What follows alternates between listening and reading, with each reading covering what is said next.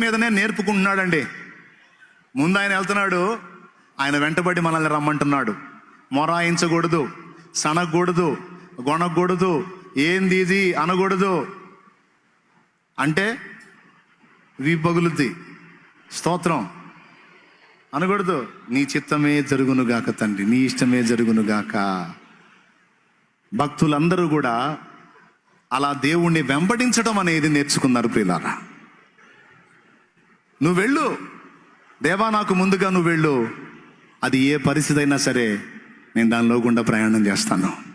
నాకు ముందు నువ్వు ఉన్నావు, నా ధైర్యం అదే, తప్పకుండా నేను గెలుస్తాను తండ్రి, నేను సాధిస్తాను, నాకు ముందు నువ్వు ఉన్నావు. ప్రస్తుతానికి కొంచెం ఆటుపోట్లు అయి ఉండొచ్చు, కానీ అవన్నీ నేను ఉన్నతమైన స్థానానికి ఎక్కడానికి నాకు సోపానాలు అని గుర్తుపట్టాలి. సింపుల్ ఎగ్జాంపుల్ మనకి బైబిల్లో యోసేపు లైఫ్. యెహోవా యోసేపునకు తోడై ఉండెను, యోసేపు అన్నల చేత ద్వేషింపబడెను. యెహోవా యోసేపునకు తోడై ఉండెను, యోసేపు గుంటలో పడవేయబడెను. యెహోవా యోసేపునకు తోడై ఉండెను, 20 తులాల వెండికి ఇష్మాయేలీయులకు అమ్మబడెను. యెహోవా యోసేపునకు తోడై ఉండెను, ఐగుప్తులో కట్టు బానిసలాగా రోడ్డు మీద పశువులాగా నిలబెట్టబడెను. యెహోవా యోసేపునకు తోడై ఉండెను, పోతీఫెర అతని కొనుక్కొని పోయెను. యెహోవా యోసేపునకు తోడై ఉండెను, అమ్మగారు కన్నేసెను. యెహోవా యోసేపునకు తోడై ఉండెను, లేని నింద నెత్తికొచ్చి జైలు పాలయ్యను. ఏందండి ఇది?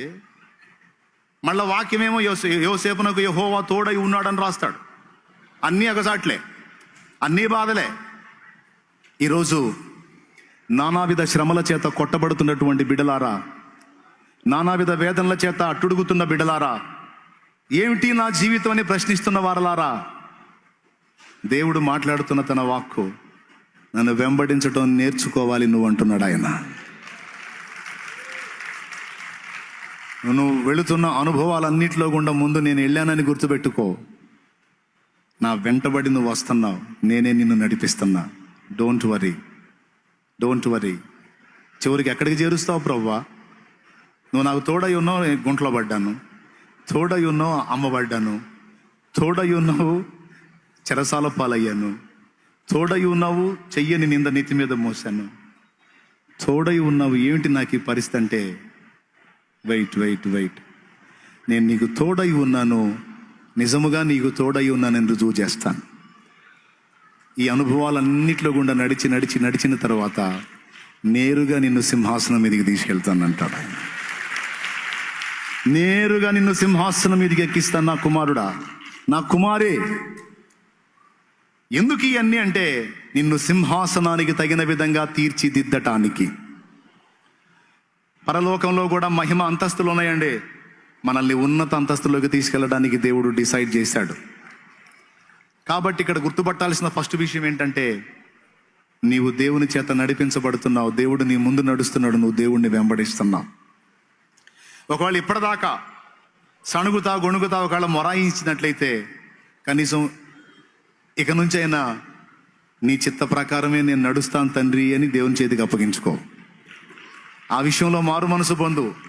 ఎలాంటి అవిశ్వాసానికి కానీ, అపనమికి కానీ, సణుగుడికి కానీ, గొణుగుడికి కానీ స్థానం ఇవ్వద్దు. ఎందుకంటే ఆయన చేయాలనుకున్న కార్యాలు నీ ఎడల చాలా ఉన్నాయి. నీ మీద ఉన్న ప్రణాళిక గొప్పదండి. ఎంతమంది నమ్ముతారో ఏమో. నమ్ముతారా? నీ ద్వారా దేవుడు చేయాలనుకుంటున్న కార్యాలు గొప్పవే. నిన్ను గూర్చి నువ్వు తక్కువగానే అనుకుంటున్నావు, కానీ నిన్ను గూర్చి ఆయన అలా అనుకోవట్లా. ఏ తండ్రి కూడా తన బిడ్డను గురించి తేలిగ్గా అనుకోడు. అవకాశం ఉంటే అందరికంటే పైన ఉండాలి మా వాడు, మా అమ్మాయి అనుకుంటారు. మా కుమార్తె అందరికంటే పైన ఉండాలి, మా కుమారుడు అందరికంటే పైన ఉండాలనే కోరుకుంటారు. అంతే కోరుకుంటారా? అయితే ఇంకేమైనా కోరుకుంటారా? అందరికంటే అధోగతిలో ఉండాలని ఏ తండ్రి అన్నా కోరుకుంటాడా? నిన్ను గూర్చిన ఆయన తలంపులు బహు ఉన్నతమైనవి. తమ్ముడా, సేవకుడా, సేవకురాలా, నిన్ను గూర్చినటువంటి ఆయన ప్రణాళికలు గొప్పవి, ఉన్నతమైనవి. అవిశ్వాసం చేత సందేహించొద్దు. ఓదార్పు కోసం పలుకుతున్న మాట అనుకోవద్దు. నేనేం మాట్లాడాలని దేవుని ముందు కూర్చుంటే, దేవుడు నాకు ఇచ్చిన మాటలు నేను పలుకుతున్నా. సందేహించేవాడు పొందలేడు, విశ్వసించేవాడు స్వతంత్రించుకుంటాడు. దేవునికి మహిమ కలుగును గాక.